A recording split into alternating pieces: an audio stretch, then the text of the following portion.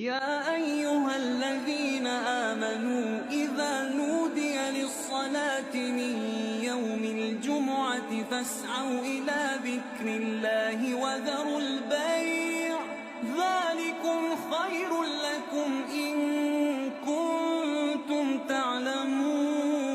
فإذا قضيت الصلاة فانتشروا في الأرض وابتغوا من